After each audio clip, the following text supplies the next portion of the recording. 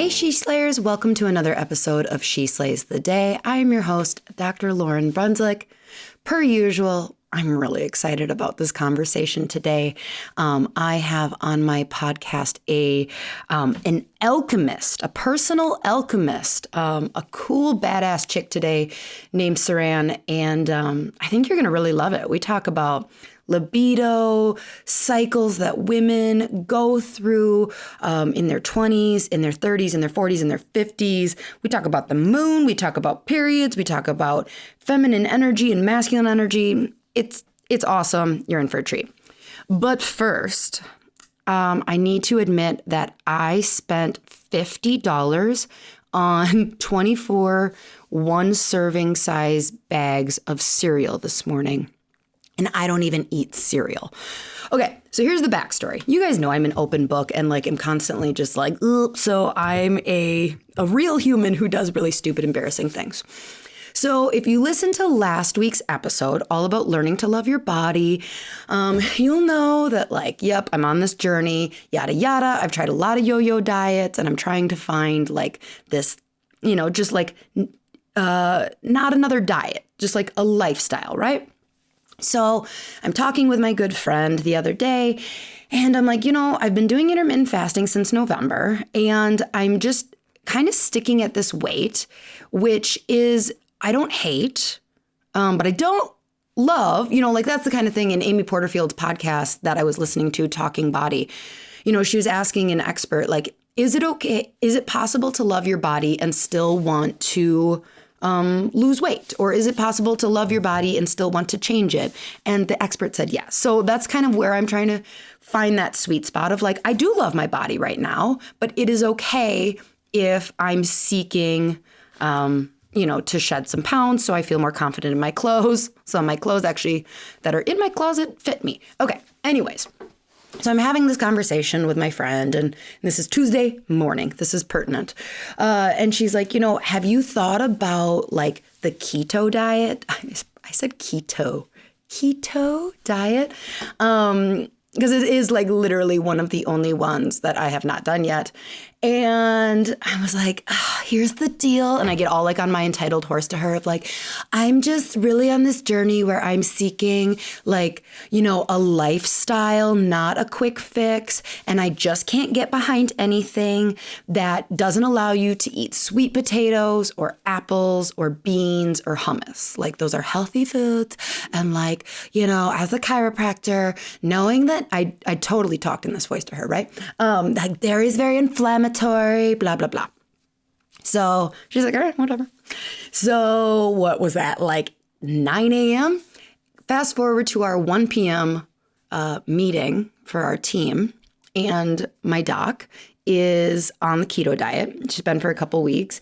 And we're kind of announcing good news. And she says that she's lost 7 pounds in 2 weeks on the keto diet. And I'm wait, what? Because she's not as old as me, whopping 34. But she's been on the same kind of cortisol, adrenal gland fatigue struggle of this isn't working, that's not working. And so I'm wait, hold up. What? And so then I start talking to her about, okay, I'm going to need to know what keto is. I did allow our meeting to keep going. But then afterwards I was all right, I'm not saying I'm going to do it, but tell me more. So by end of day Tuesday, okay, so Tuesday morning, there's no way I could ever do that. That's not cool. By Tuesday night, I am full blown, we're doing keto, with me or not, Kirby, I'm doing keto. I actually started 2 hours ago. I downloaded the app. I upgraded to the pay for the $8 premium version so I can get recipes. I've already saved 30 pins. I've created a grocery list for tomorrow.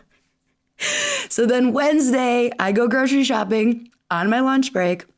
Spend $220 at Aldi on meat and cheese and pork rinds. It is the most disgusting cart I think I've ever bought because if you know keto, it's heavy whipping cream. But also I don't know what was going on. I had a very stressful morning. And so I don't know if I was what's it called? shopping, stress shopping, or therapy, retail therapy, but at Aldi. Or I was like preparing for some kind of keto apocalypse, because instead, like on a normal week, if we're buying bacon, I will buy one thing of bacon. This time I bought 3. Okay. I bought 3 packages of bacon. I bought 2 packages of like cheddar bratwurst, 2 things of like Kerrygold Irish butter, 3 things of cream cheese, 2 things of whipping cream, like 4 bags of pork rinds. I don't know what I was preparing for, y'all, but like I just loaded up. So this is Wednesday, right? So then I'm continuing on keto. I'm feeling good. It's really weird to eat this much fat. Like, it is kind of mind-blowing. I won't do keto for life. I can just tell you now, although I am feeling good, it's just kind of like, whoa, this is weird to eat this much cheese. But this morning, I'm scrolling Instagram, and, I've been on keto for a solid like 2.5 days, 57 hours or something like that. And, because I've done all this Googling on my phone, the internet knows I'm going keto. Mother effer. So I'm just scrolling, and all of a sudden I see this very well done ad, how like 1/8 of a Twix bar is 1 carb. That's the whole thing with keto. If you don't know, you're like trying to get like under 25 carbs. I don't know. For keto fanatics, if I'm butchering this, like, don't come at me. And for anti-keto people, don't come at me, like, please. So anyways, I see, and then they're like, or you can have this bowl of Cocoa Puff cereal and it's only 1 carb. And I'm like, whoa, what if I am really having a sweet tooth, but I can't have anything, and then I can have this? So yeah, so I just, and then I could pay with PayPal, which just makes everything easier, not having to think about it. So then, yeah, by the time I got to checkout, I'm like, whoa, $2 a bag. And those are like individual serving sizes. But I'm already invested. I'm already in the checkout. So I did it. So I don't know. I'm not really sure what's going on, where I think I'm just bored, to be honest, like kind of bored in life. The part 7 of me is like seeking travel. And so like in the last 2 weeks, I've bought an off-brand Peloton. I'm also like bored with the workouts, and I'm liking intermittent fasting. Like, I'm going to keep not eating until 2:00 because it actually just like works really well for me. And I don't know, for those who are wondering, like, hey, Lauren, is this a backstep in your like eating disorder history? Here's why I will say I think this is the healthiest diet I've ever started. Not keto necessarily, but mental health. So I was talking to Kirby on Tuesday, and the day I started keto, and I said, hey, so how do you feel about me/us starting this, like mentally?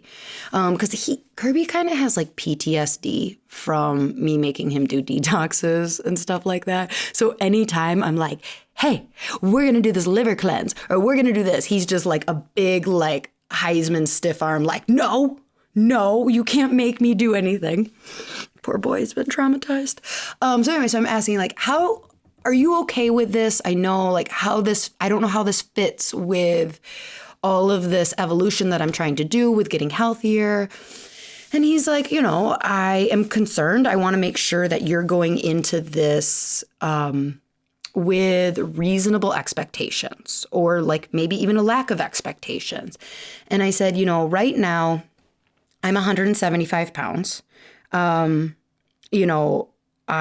am 20 pounds heavier than I was for most of my adult life. I am buying clothes that fit this body. I, will wear a swimming suit in this body. I will still shed tears sometimes about this weight, but I am learning to be comfortable with this.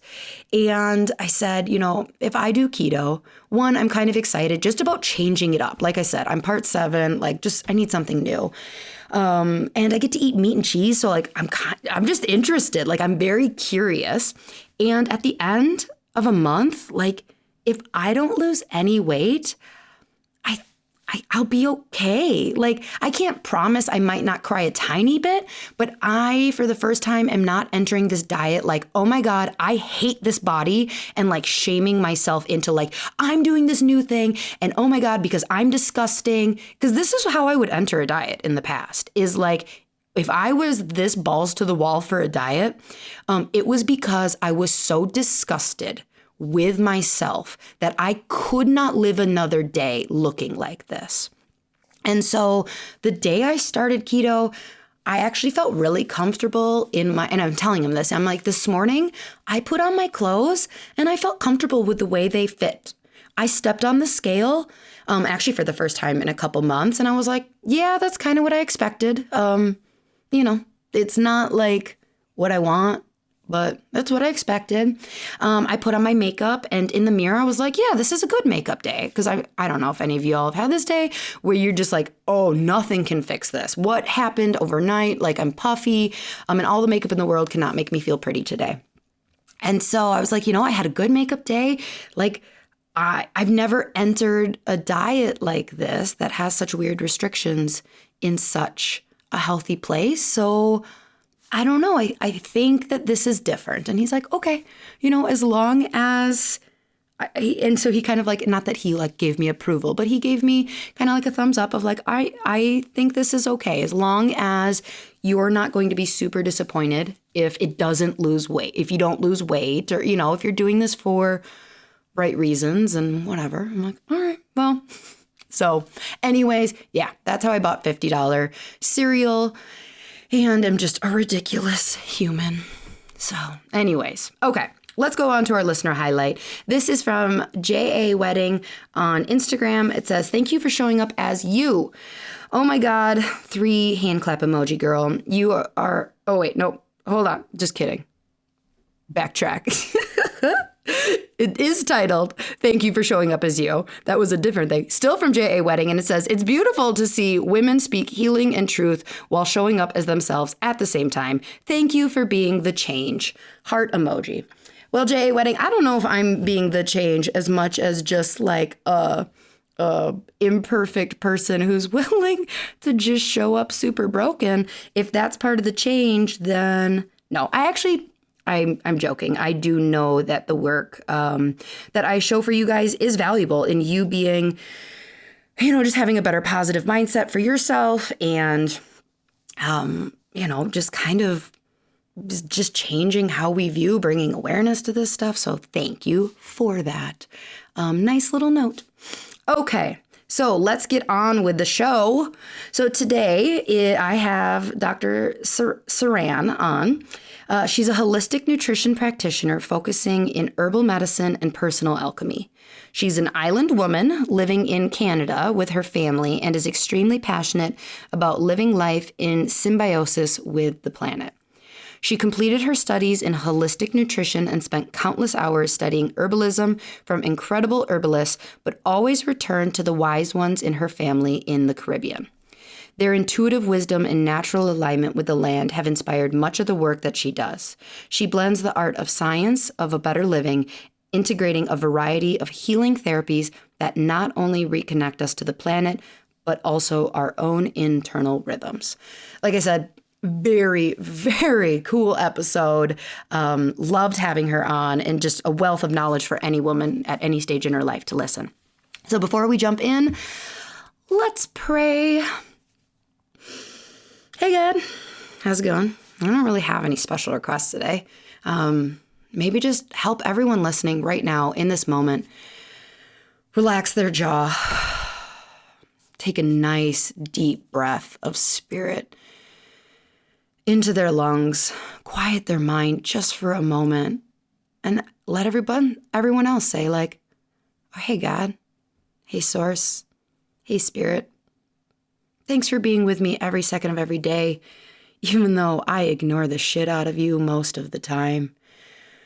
Continue to be with me, guide me, fill me with purpose and love and dharma.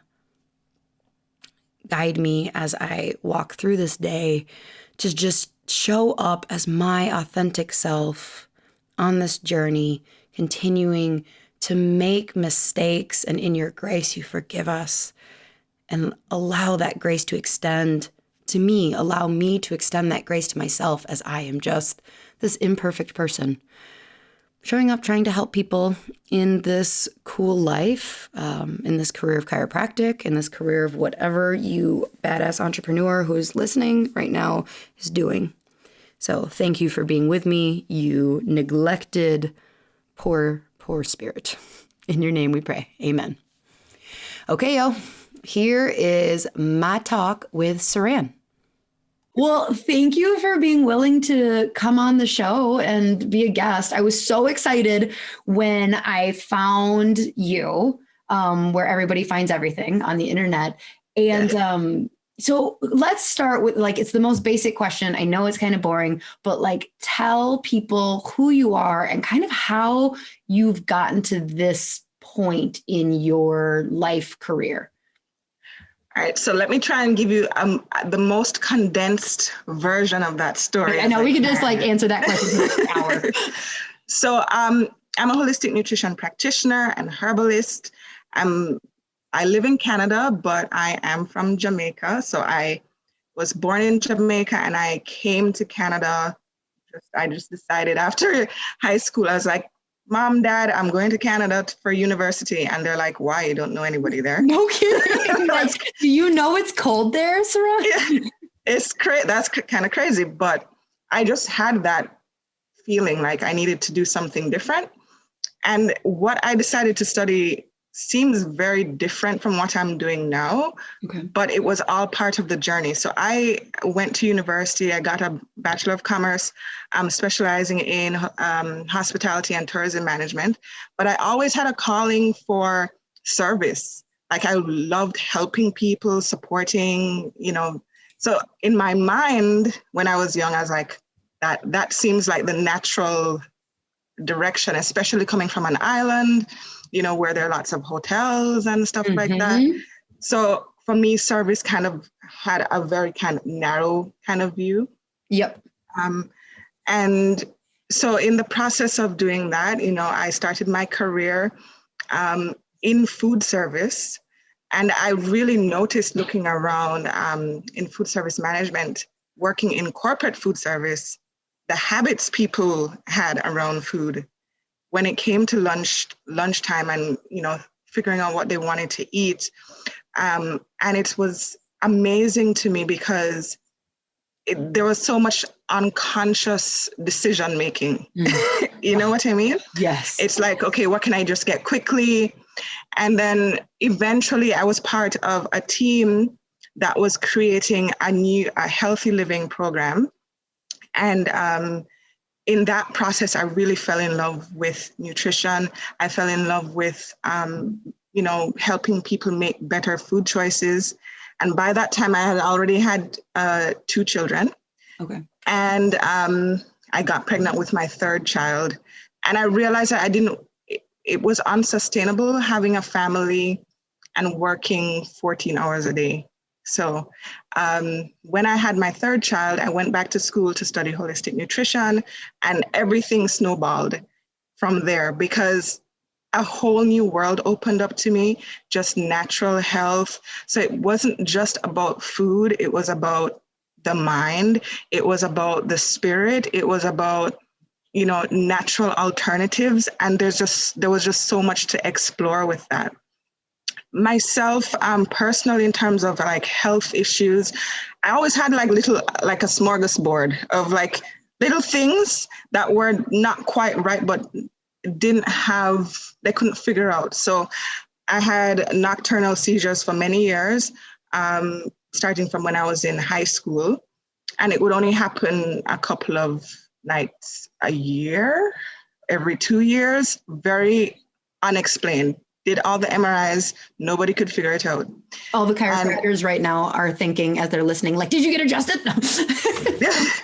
Oh, I can actually attest to how chiropractic care changed. I could talk about chiropractic care as like a whole. Okay, I just had to answer the elephant in the room. Otherwise, everyone this whole time was going to be like, oh my God, please tell me somebody adjusted this woman. Okay, go ahead. Keep going. I got so many adjustments. So that was part of it. That's part of the holistic journey. It's like you become very curious, like, well, let's try this, let's try that. Do I need to change my diet? Is it something blood sugar related? I remember my family doctor just being like, I don't know. And going to a naturopath, and her really helping me to get curious, about where the light bulbs start going off. Yes. And you just what's not aligned in your life? Where is that? And so that really kind of cemented my journey, because I think it's been maybe, my daughter is going to be 9, and I think the last one I had was when she was about 5 months old. So, it's been a long time since I've had any episodes like that. And I really attribute it to coming into alignment, just with what my purpose is, what I'm doing professionally, and the changes that I made, to my diet. I'm doing things like, chiropractic adjustments, using herbal medicine, developing a really beautiful relationship with plants. All of that, really helped to support me. So that's good job. That's my story. So, was there any part of coming from, because in your, like, when you describe yourself, you call yourself an island woman, which I love. Yes. I'm going to become an island woman one day. I hate that I live in Wisconsin, but it's fine. It's whatever. So was there any part, do you think, of coming from a culture in Jamaica that lived, I would imagine, lived so much in alignment with being grateful for food and the land and relationships, and then kind of being inserted into like urban America, Canada, and our culture of like working on lunch? Do you feel like that's kind of what awoke, like, wait a minute, this is not normal from where I come from, and things like that? Oh my goodness. That to me still is an adjustment. And I've been here, for half my life now. So, because we have a different way of being completely, the way our outlook, it's not that we don't work hard, but we take our rest really seriously. You cannot rush. You can't rush a Jamaican for anything. Like, why? Don't do that. One of the first things I noticed, like how quickly people walk. I'm like, where are you going? Where are you going? What is the hurry? So that was a really big adjustment. And I noticed a difference when I go back home, so like you kind of get into a certain frame of mind when you're here, you have to kind of adjust. But then when you go home, it's like, wow, it just feels so different. One of the things that really stands out to me as well is how warm people are here or back home. So, for example, I'll walk down the street here and it's like I'm invisible. Mm-hmm. That will never happen in Jamaica. People will tell you good morning. It doesn't matter if they know you. Good afternoon, good night. You pass somebody, they're going to acknowledge your presence. So it's definitely a difference there, and I still value that so much in myself. Mm-hmm.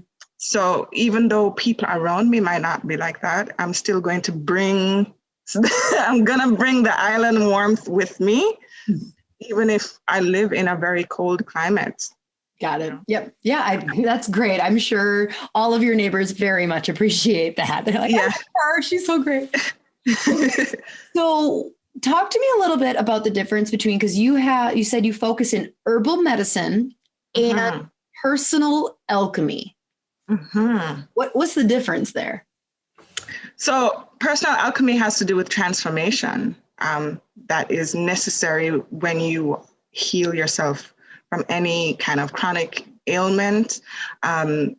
Your whole being has to transform to match that, because you're moving into a different vibration. So herbal medicine for me is a really great ally because it teaches you that. So herbs are great. They grow, they have their own life cycles, right? They have to adapt to their environment.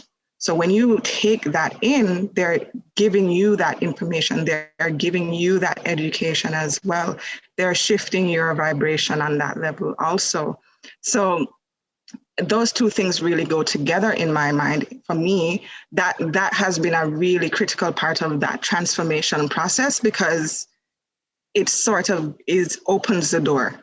Yeah. So like the herbal medicine kind of gets the process going and facilitates, but the personal alchemy is the process. Is that? Yes. Okay. That's it. Do you find many like herbalists that are missing that point? Like I've never heard about it discussed that way, but I know a lot of people who, I don't know a lot of people, I know like 4, maybe that, who like call themselves an herbalist or like, maybe an acupuncturist, give herbs for something. Do you find people within your profession or outside that give out the herbs without necessarily valuing or honoring is probably better, the process that's going to happen with that? Does that make sense? So there's different perspectives, right? You can look at plant medicine in the way that you look at allopathic medicine, which plants don't really work like that. You know what I mean? So allopathic medicine is what you get, when you go to the pharmacy, you have a headache, you take some Tylenol. It's kind of like a this for that. And sometimes people do the same thing with plants. What can I take for X or Y? Mm-hmm. And like I said, it can work that way, but it's a little bit more of an art and a science as opposed to something so clear cut. So yes, there are some herbalists that do that, but I find in my experience that most herbalists really love plants. Like plant people are very different type of beings. They're so connected to the land, to the earth, and honoring that. And they're investigators too. They're observing, the environment. Where does this plant grow? Why is it good for supporting dry tissue states, for example? So cleavers, I'll give you an example, is a herb that grows in very damp areas, right? So that herb now helps to support dryness in the body. It brings moisture to the body, right? Same with another. When you're saying dryness, are you saying like literal dryness, like dry skin and psoriasis? Dry skin. Okay. I didn't know if you were like using the more like acupuncture terms where it's like you're damp. And I'm like, no, I'm not. And it's like, no, your innerness is damp. And I'm yes, like, I mean on that level as well. Okay. I do mean on that level as well. Or aloe vera, that's another one.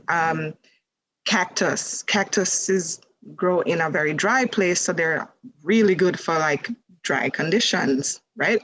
So there's more of like an art and a science to herbalism. I know, like I said, I get questions like that all the time. What can I take for cramps? Well, I could tell you there's like a group of herbs that are great for pain, but it depends on what the root cause of the pain is. Is it inflammation? Is it, nervous condition? What is it? Then the herbal remedy changes. You know what I mean? Yep, that makes total sense. Yep. So do you work mostly with women? I do. I do a lot of work mainly around reproductive wellness. And I think what I realized in my practice, when it was just general, it's like, okay, everybody, the doors open up. Women were coming to me and all of them were having, yes, gut health issues or whatever, but also reproductive health issues, PCOS, fibroids, endometriosis, infertility. And I was like, okay, that made me kind of like shift things a lot, because I was like, well, what specifically do they need to support? What is it that needs to change on that emotional and mental level to allow for things to heal, So, yeah. So what is, because I mean, there is a ton, just thinking about in my practice, PCOS and infertility, like there's a ton. And who knows if it's more than it was 10 years ago or 20 years ago? I would venture to guess yes. But what is like your traditional approach? Like, let's say that I'm a 30-year-old struggling to get pregnant, and I were to reach out, like, what's kind of the process that you start to take me through? So it's multifold. I do a full nutritional analysis to see where there are particular deficiencies. And then I will do, kind of questionnaires around the constitution of the person. And then we do a lot of work on the psychospiritual emotional piece. So there's a few techniques and methods that I incorporate.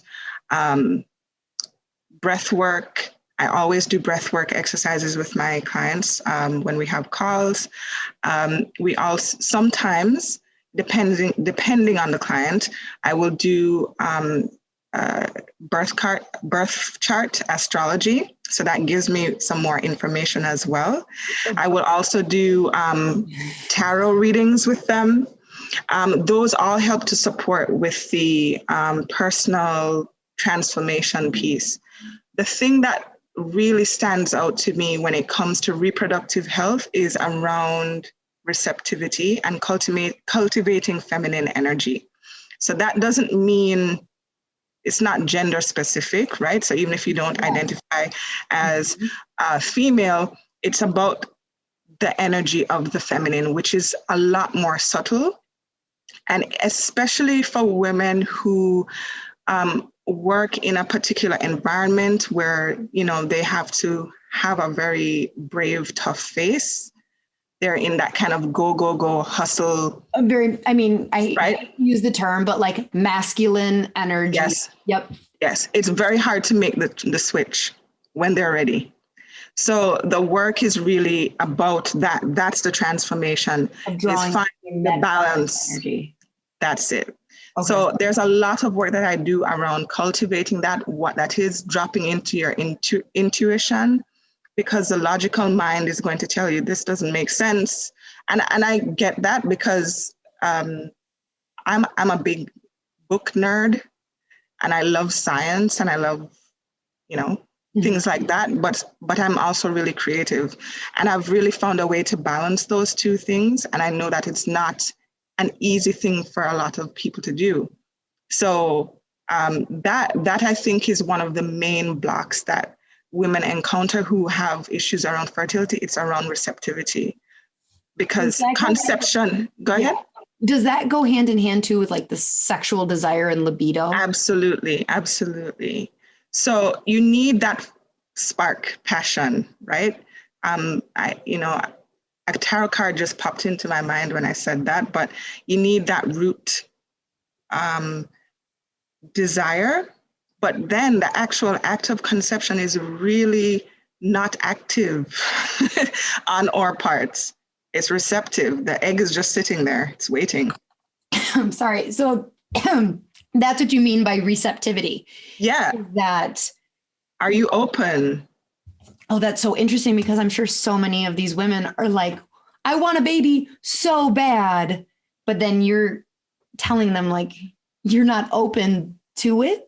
Yeah, are you surrendering to that? Okay.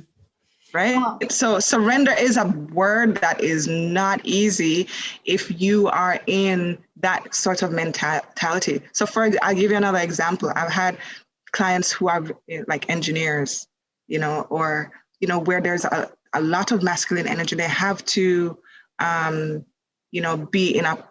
a particular energy in that work environment. When they come home, that energy, with your partner has to kind of shift.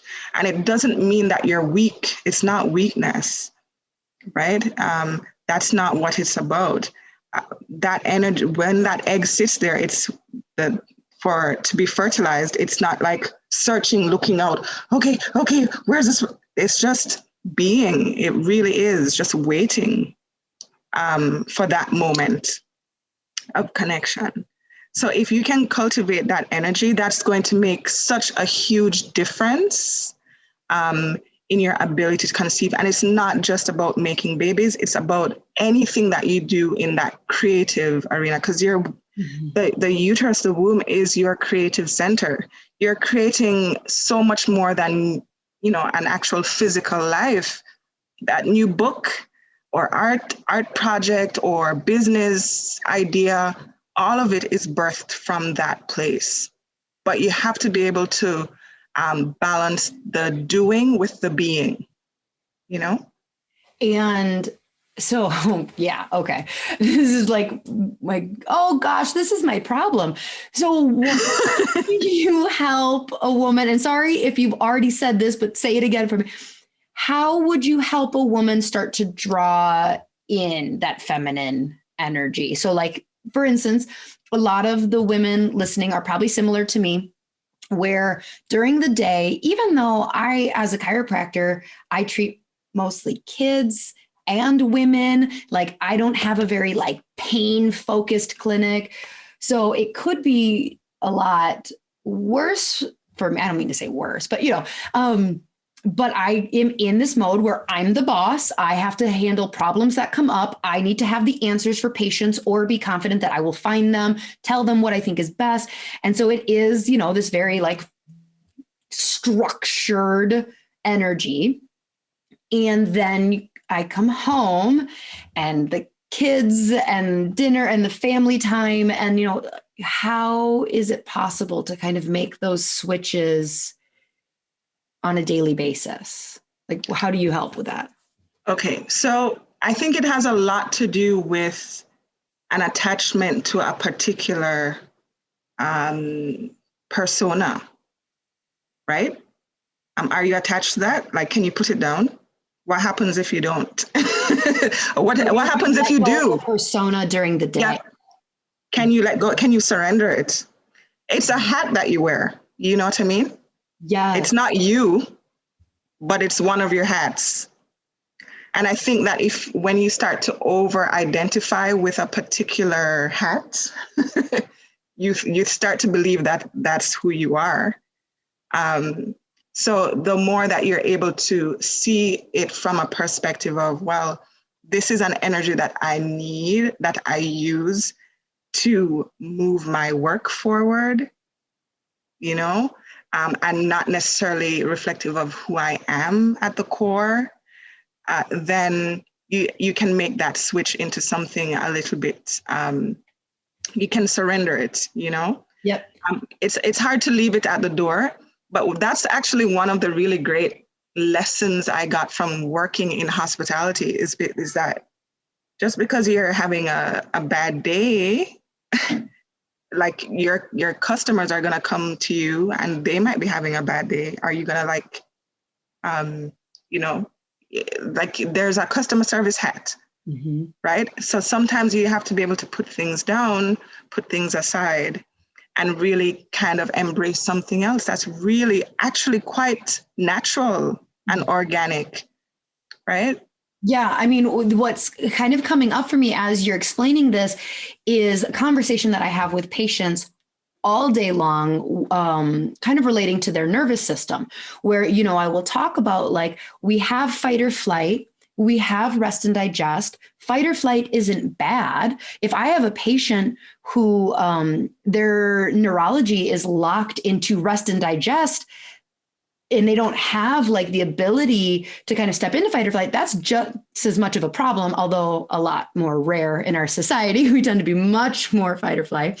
But so it's the like, no, I don't want a patient to, if they were like, okay, well, I need to be in fight or flight here and rest and digest. Can you give me the tips as to how to do that? I would say the goal is to be able to stand in the middle and let go of the fact that you need anything and allow your body to innately flow kind of seamlessly in between them as you need. So what I was hearing you say is like, stop feeling like you need to have the feminine energy at home and the masculine energy at work. What if you just showed up like as yourself, right, with both energies? And then it's not expecting this 180 when you get home of like, okay, do I need to do like 10 breaths before I come in the yes, home? Like, what should I do? And you're like, you're still taking your masculine energy and trying to force yourself into the feminine. Right, exactly. And the thing is too, one of the things that I learned from, the book Women Who Run with the Wolves, one of my favorite books.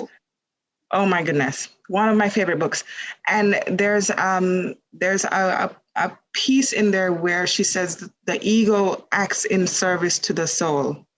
So everybody has ego identities, and that's kind of what I'm referring to. Like, I'm a chiropractor, I'm a this, I'm a that, right? Those are just acting in service to the soul, and it's very easy to think that that is you, right? The soul has its own kind of purpose, its way of expanding, it's to grow, to learn as beings on this planet. And then these personas help with the expression of that. So, so that expression comes in the form of, I'm a chiropractor, I'm a mom, I'm a XYZ. But when we grip onto that as our being, then we kind of run into those problems. And I really love what you said about, it's not this kind of black or white, masculine, feminine. It's like this fluidity between. So how are you bringing the feminine into your business, right? How are you bringing that how are you balancing that in your relationships, your personal relationships with your partner, etc.? And this goes for both men and women, whether or non-binary folks as well. This is just, this energy is not gender specific, as I mentioned. Okay. So you said, like, all right, for step one, let's say you accept or let go and surrender of what you feel you need to be while at work. Mm-hmm. Is there, what else can I do? Okay. All right. So there's a little bit of investigation here. Is there trauma intergenerationally, or like for you personally? So was there any kind of physical trauma to the pelvic area? Okay, so you're like literally, in my scenario, I would say no. Right. That I can think of. I mean, giving birth, but that doesn't, my births were beautiful, so it wasn't actually traumatic. Right. Right. But okay, so like very organ specific. Right. So was there physical trauma? Was there emotional trauma? So there are relationships that you haven't healed from the past that are still living in that space, because we hold a lot. The heart and womb are actually very connected. So a lot of the herbs for the womb actually are heart remedies, and vice versa. Motherwort comes to mind. Motherwort the Latin word is Leonarus cardiaca, which is lion heart. And it is a herb that is generally specific to the reproductive organs, but it also helps support heart health. So those two are really linked. Well, and like how ironic that, so many people who are, again, in this more like fight or flight, masculine, whatever you want to call it, deal with a lot of anxiety and cardio. Like, for instance, a year and a half ago, maybe 2 years ago now, I had to do like a full heart workup to like make sure that, because I was having palpitations, and like, some of the executives or like just people who have like a more high stress job, it's like, oh, and they're dealing with cardiovascular stuff too. And so it's like, yep, it would make sense that those go together, of like, if your body is worried about survival, creating another human, like your innate body's going to go, you want to create a human? You can't even keep yourself alive. Like, let's keep you alive first. Absolutely. And this too, the fight or flight. When you're in fight or flight, the main areas that shut down are digestion, your immune function, and reproduction, because reproduction is a nice to have. It's not like essential if you're running from a bear. You don't need, right? If it's not safe, the body is so intuitive, and it knows that if you are in your life is threatened in some way, right? Then it's not safe to bring new life, because that new life will not be safe. right? Also think of it from the perspective of evolution. Every single thing in nature is concerned with the continuation, right? It's continuation. So dandelions are designed to blow. If you notice, when it goes to seed, the seeds will blow all over. That's a very intuitive design. It's meant to spread and to as much as possible. So our bodies are very similar. Like, it has to have ideal conditions. It's safe. Offspring's gonna be good. Okay, good. It's safe to reproduce. If you're in that fight or flight chronically, your body's like, this is not a good time or space. Yeah. So, I mean, I'm picturing having this conversation with a patient who has, maybe they've gone through the whole allopathic model.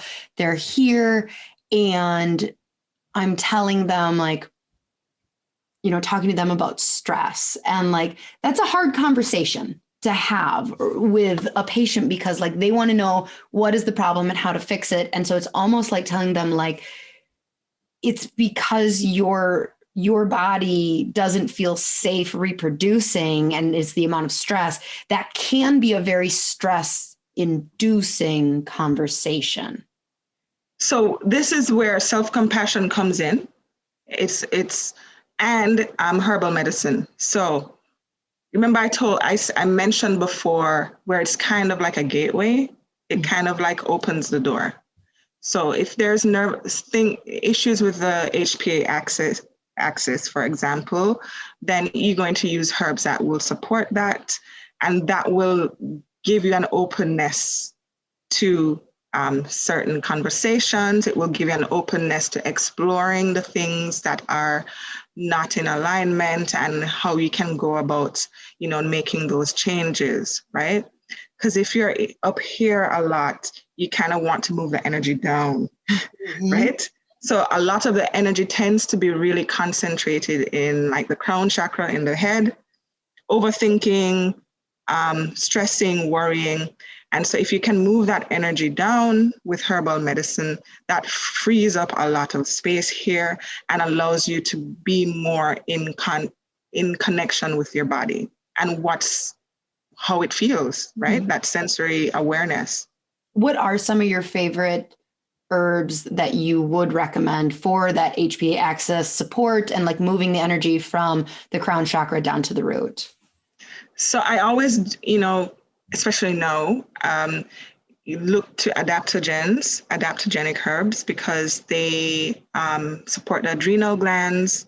They help support the immune system as well. And that there's like a small amount of your sex hormones that are produced by the adrenal glands as well. So only a small percentage of your reproductive hormones come from your adrenal glands? Yeah, so mainly it's your ovaries if you're... Okay, yeah. Right? They really kick in though when you get to like premenopause.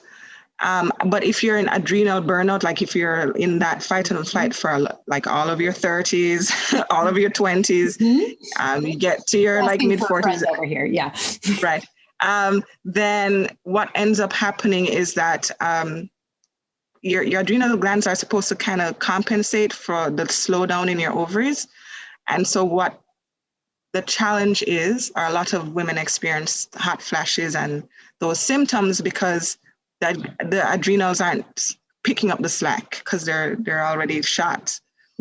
Right. So that's one of the reasons that, some women have really bad perimenopause issues and things like that.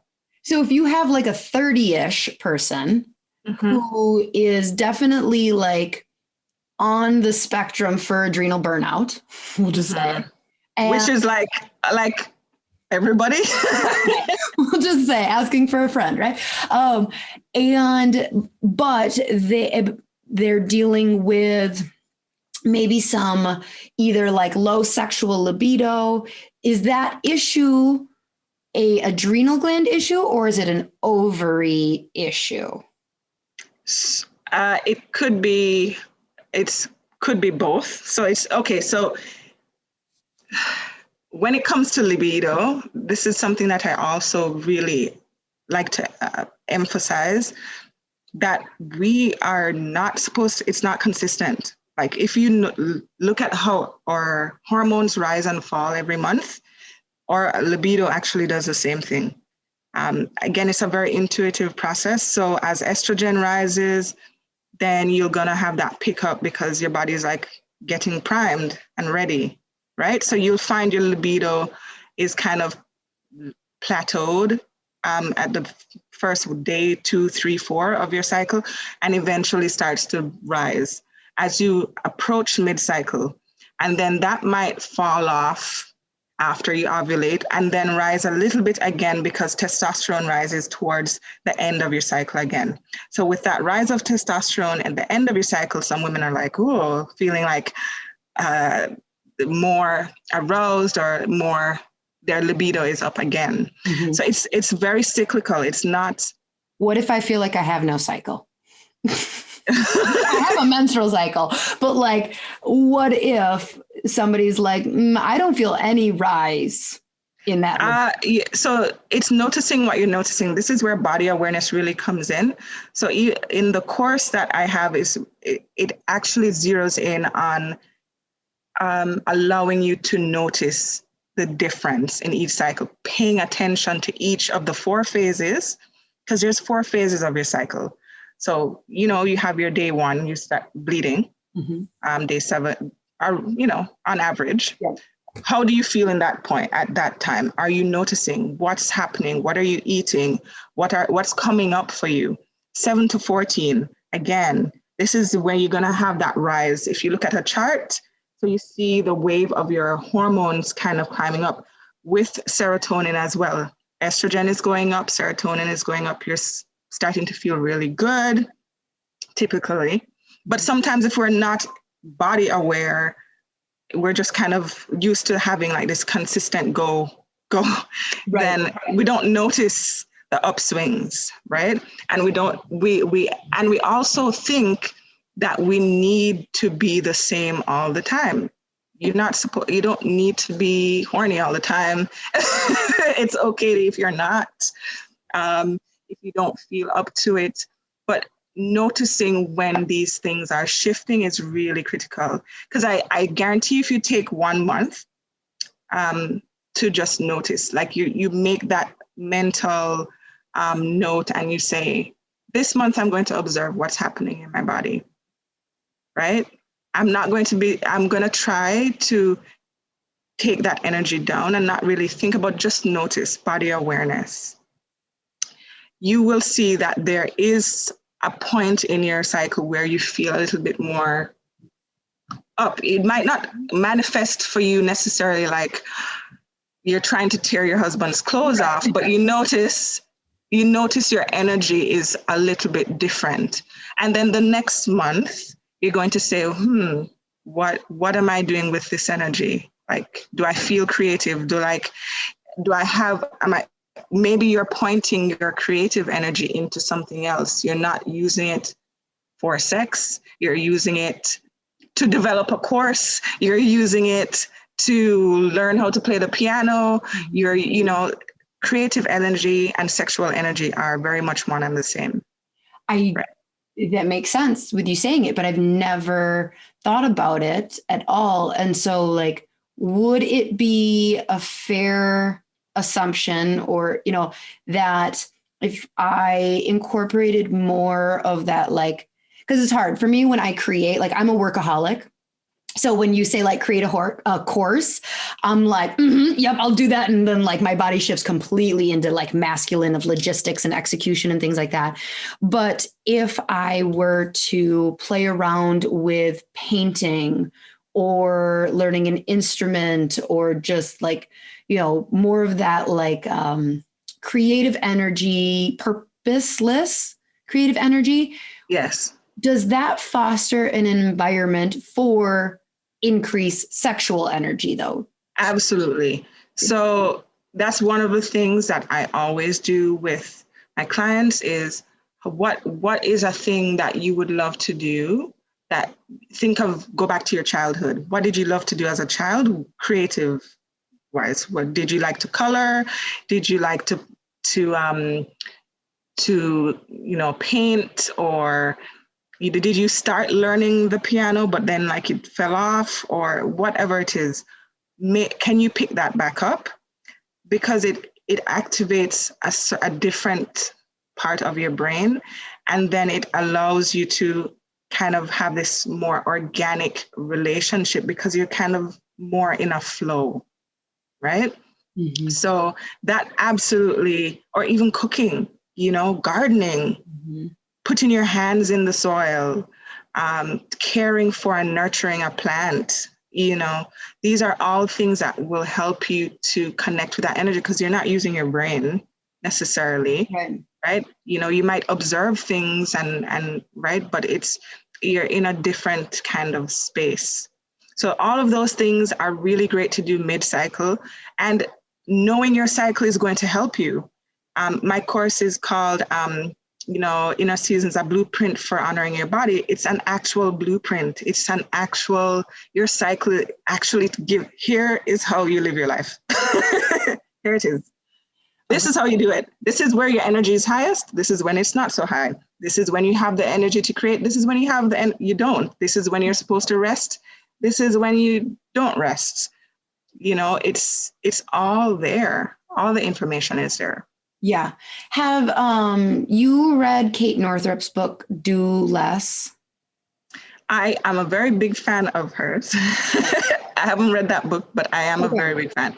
And so she talks similarly with, the 4 stages of your cycle and when, is a good time to be doing certain things. And that sounds really similar to your course. I love that idea. Yes. Yes, I know it can be challenging because we live in a patriarchal society that values a very linear approach to things, consistency. But feminine energy is not necessarily consistent in that way. It's more expansive. So if you think of a line, right, or the sun, it rises and falls, like it's up and down. It's very linear. It's a very different energy than the moon. The moon has different phases, waxing, waning. Oh, that's cool. Right? So feminine energy is more related to the cycles of the moon. That's why you have 13 cycles throughout the year, just like there's 13 moon cycles. The moon cycles full, like new moon to full moon, 29 and a half days. The menstrual cycle is 28 days. So our energy is not meant to be that. We are meant to live a vibrant life, but just differently, right? It's like I said, it's more expansive. So it's a cycle. You'll come back. You're having new insights and becoming more aware. So sometimes you'll pick something up and you put it down and you come back around to it in another cycle, right? Yeah. Yep, absolutely. That makes perfect sense. So you've also talked a little bit about, so you're talking about like the phases of a 28-day cycle. Yes. But you've also mentioned that there are like just phases in life that a woman will go through. Can you talk a little bit about those? Okay. So we have our, maiden stage, if you will, the same cycles within your menstrual cycle actually are bigger. So if you think of an eagle's eye view of it, mm-hmm. from a chronological standpoint, there's also those stages, right? Traditionally they'll say the maiden, mother, crone, right? So from menarche, which is like your first period to, your mid to late 20s, you're in that maiden stage. You have all the energy, you're learning, you're growing, you're adventurous. And then you move into the next stage, which is, right? In the next stage, you're learning to nurture things, right? And I like to give this example. Is that what I'm supposed to be doing right now, is learning to nurture things? Yeah, okay. Right? So that's really an interesting phase because there's different types of mothering, right? Some mothers are helicopter moms, right? They're micromanaged. And some are pretty hands off. And like finding that balance is really challenging. So even if you have a business, what kind of mother are you to it, you know? So you're learning to nurture in different ways, and learning to nurture yourself, to honor your truth, to cultivate self-compassion. Those are the main lessons of that chronological period of time. And you said then, about age-ish, what age would you say? So that's, late 20s moving into your 30s, early 40s too. And then, from the, mid-late 40s and beyond, you're starting to cultivate the crone stage, which is your wisdom. You've learned all these lessons from your adventures, from like learning to nurture things. You're more sure of yourself. It's like that period of time where it's like, you know what works for you and what doesn't. And your no is so strong.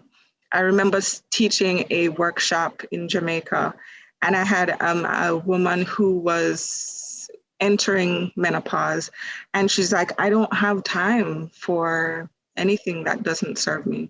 She's like, I just don't have any tolerance. The no is just strong. And she's like, I don't have any regrets. Yeah. She's like, I don't feel any guilt about it. I know who I am. And so you eventually move into that phase as well. That phase sounds great. I would like to accelerate the process into I don't give a fuck. Exactly. And the thing is, my grandmother is still alive. She's going to be 87 at the end of this month. And there's now in that period of time, a peace there. Like, who cares about anything when you're 87 years old, right? What people think, she sits under her guava tree, quite peaceful, even with everything going on in the world. She thinks it's kind of weird. Like, you know what I mean? Yeah, I'm pretty sure all of us holistic practitioners do. We're like, this is weird. Yeah. But you move into that phase of like letting all of it go, all of the roles. Is that the fourth phase? That I would say that's a fourth phase. I don't know what the name of it is, but having observed it in my grandmother, I'm like, it's such a beautiful place to be, right? What are some of the most, so going back to the maiden phase, yes. What are some of the biggest struggles that the feminine energy deals with during that phase? So it's to not burn yourself out right in the beginning. You know what I mean? It's sort of like thinking about it as a marathon more than a sprint. So sometimes that's exactly what we do though, because it's like you go to high school, you go to undergrad, you go to chiropractic school, and then you better like make that money because you owe a lot of money. And then did you find yourself a man yet? And then you better like get a house and have a baby and like, okay. Marathon. There are all these rules. Exactly. It's a marathon. So enjoying every phase as it comes, I don't have the energy of a 25-year-old, but, I'm in a different phase of my life, and honoring where you are is really important. So yes, a 25-year-old is going to be able to do certain things, and that's what they're supposed to be doing. That's what they're meant to be doing. The challenge is, like I said, though, to not burn yourself completely out when you're in your maiden phase.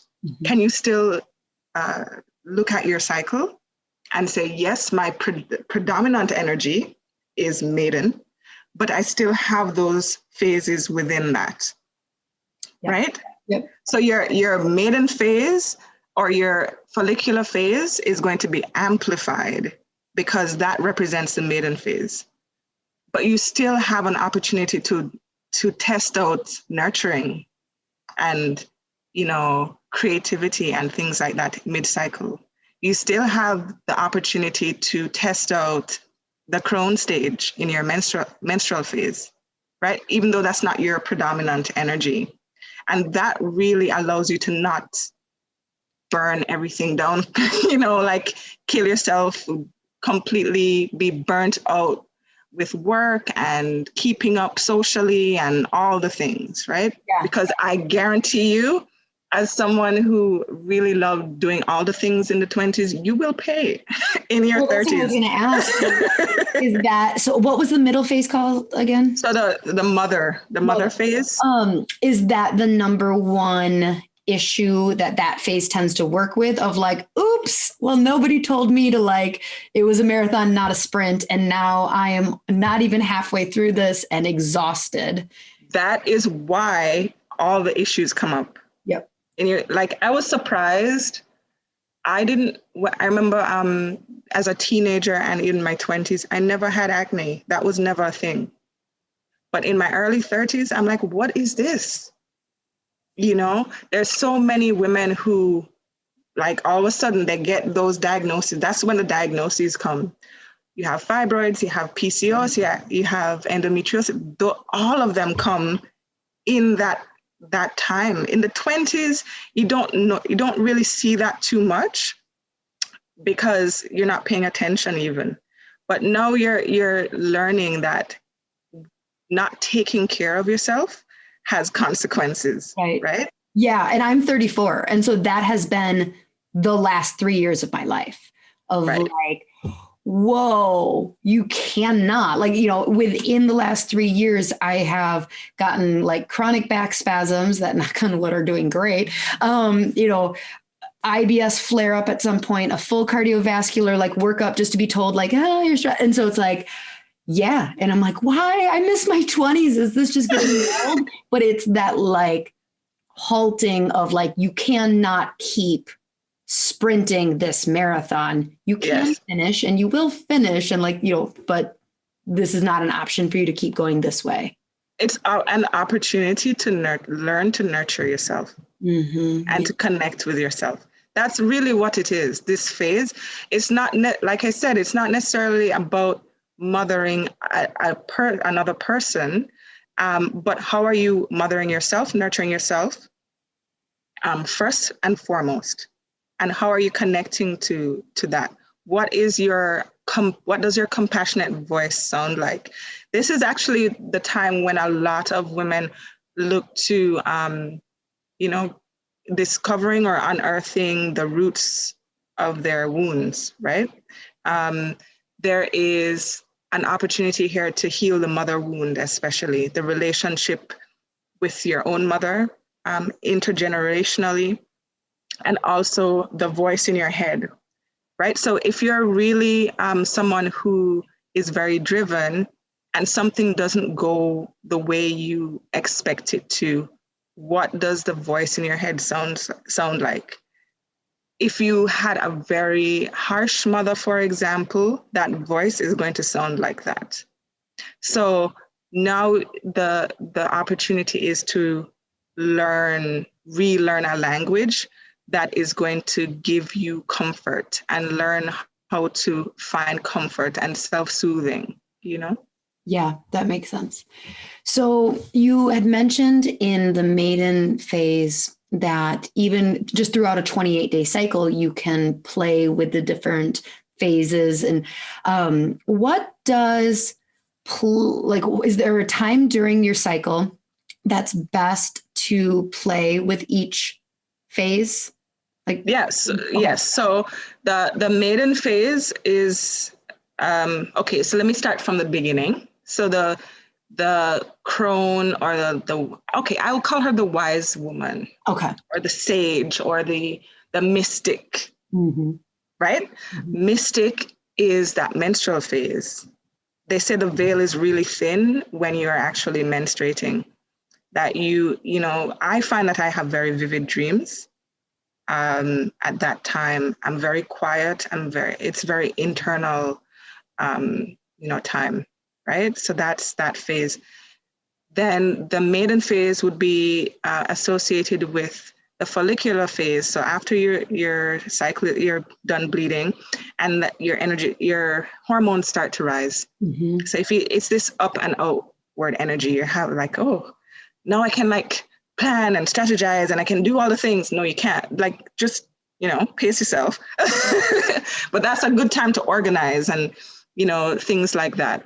So that's the maiden phase. And then, the ovulatory phase is where you cultivate receptivity. You've done a lot of the busy work in the maiden phase. So now you're like sitting back and allowing that space for the divine to work, right?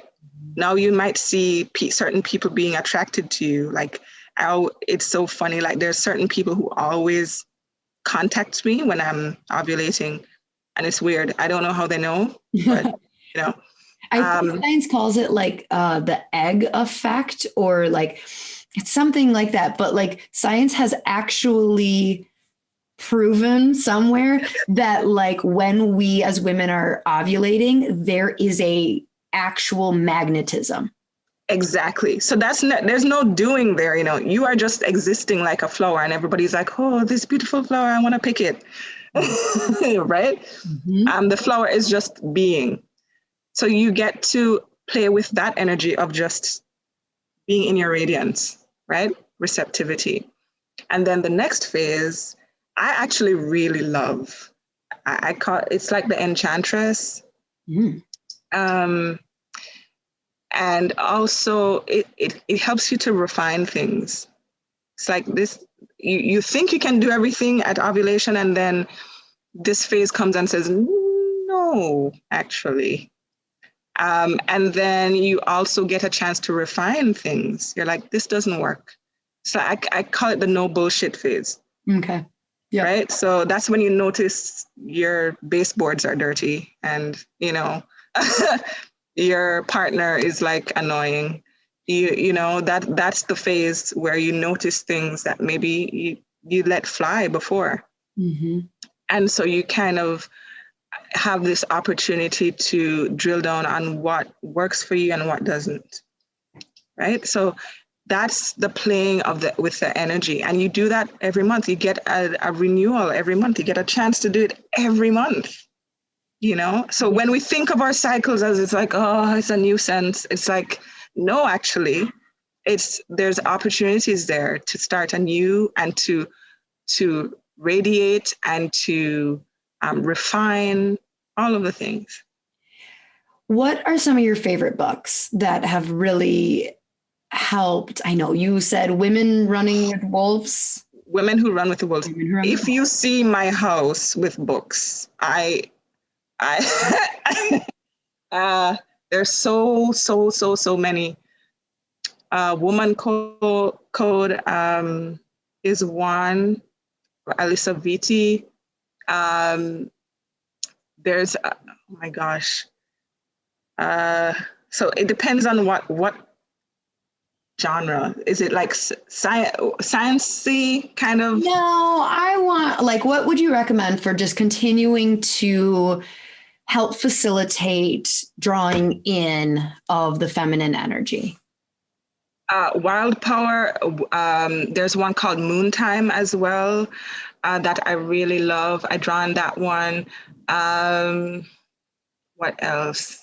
I can't remember all the names. I literally have read so many books on this topic. All of the names, the ones you just like said, I'm like, yes, I want to read Moon Time and yes. Wild Power and Women Who Run with Wolves. Like Amazon just went up. Yeah. That one, actually, Women Who Run with the Wolves, I would recommend to every woman to read. Mm-hmm. It's an actual initiation.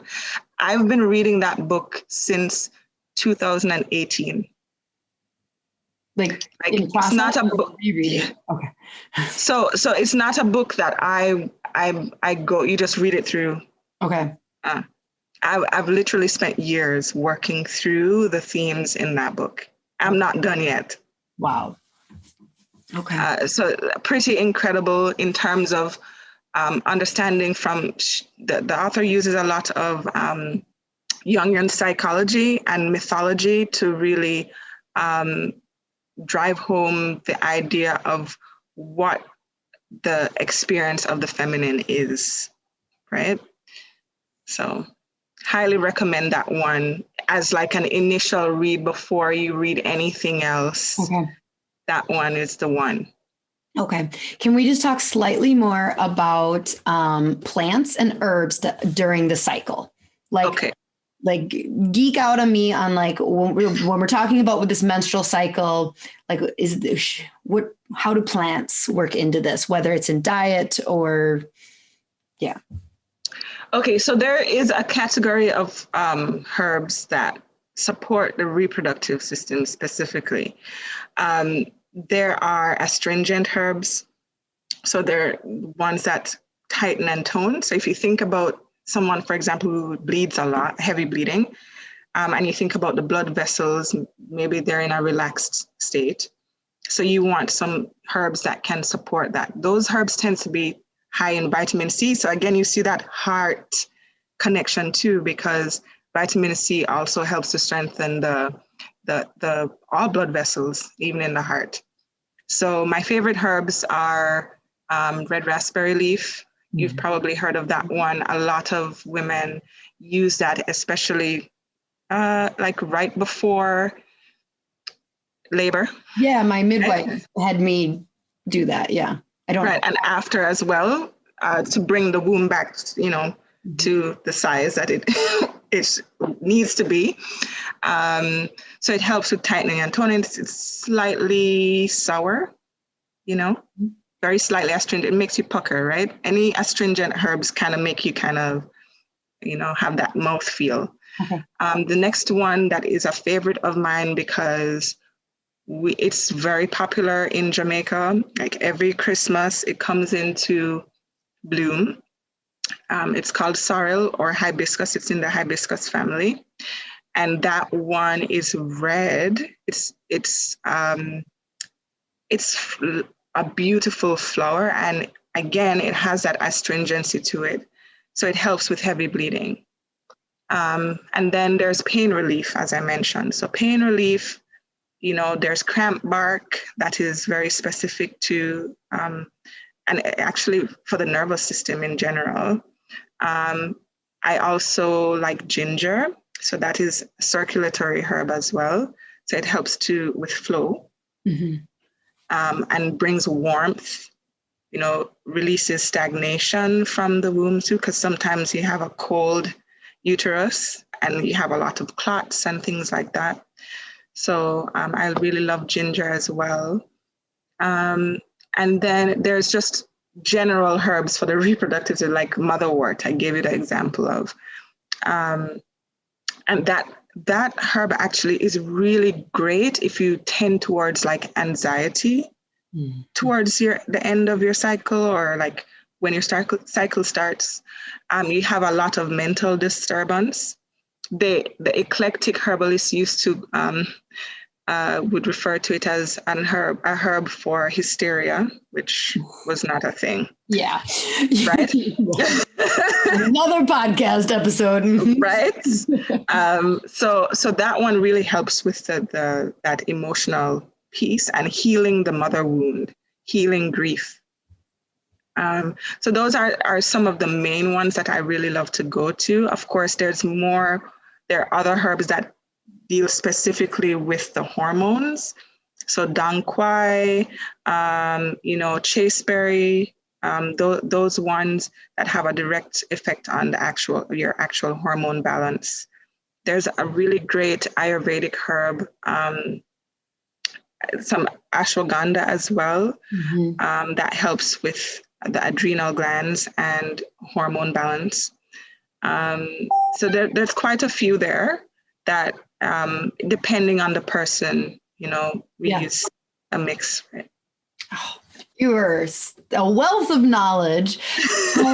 Okay, how can people get more of you? You talked that you have a course. Can we talk a little bit about your course? Yes. So my course is called Inner Seasons, a blueprint for honoring your body. And it goes through those 4 stages that I mentioned. So each phase is its own module, its own week. And we go through what the foods are that are helpful and supportive at that time, the herbs that are supportive at time, the mental and emotional changes that are happening. And then, so each phase has that. In the spring phase, and they're correspond with seasons of the, natural seasons. So the spring or follicular phase, I go into, a lot more detail around what your hormones are actually doing. Why are they going rising and falling? What dysfunction in or, high levels of one mean, how that reflects in your body, how to use the energy. So like, if you have more energy to create a project or, things that I mentioned to you before, when that's ideal, doing your photo shoots when you're ovulating because, you're glowing. So I go through all of that. And then as a bonus, I have a whole, like a lot of bonus material around astrology and tarot and how that fits in to the menstrual cycle and how you can use that as a tool for personal alchemy, and charting your lunar cycles, the astrological correspondences, archetypes, all of that. Awesome. Okay. So where can people find it and find more? So my website for the course is www.learnwithsaran.com. And registration or the course launches on February 28th. Okay. And I'll make sure that I have that link down in the show notes for sure for people as well. Well, thank you so much. How can people just like follow you? Are you active on Instagram? Yes. Okay. I'm on Instagram. You can follow me at wellness_by_Saran. And I don't really use Twitter that much, but Instagram is the main vehicle. So I post pretty much every day during the week. So there's tons of great information and inspiration there. So. Awesome. Well, thank you so much for giving me your time and being on here. It was really interesting, really, really interesting. Every time I have a guest on, that we start to talk about a lot of this feminine, like, it's just like light bulbs start going off and I'm like, oh my gosh, I'm so broken, but like not broken. Like, but just like, I should say like the pieces just start to like, they just make sense so much, like we said in the beginning of this conversation of like the light bulbs start going off and you're like, oh yeah, I have these expectations of me, yet I do these actions and then like they don't work together. So I just really... bit by bit. It takes time. It's a journey. Mm-hmm. And, when you learn something, you integrate it and you move on to the next thing. And, it all helps on your journey. Yep. If only we could fast forward into that crown state. But no, this is the learning of the lessons is fun. It's really fun. Huh? All right, She Slayers. So go check out Saran's course. Go check her out, follow her, and order those books on Amazon for sure. So until next week, She Slayers. Bye.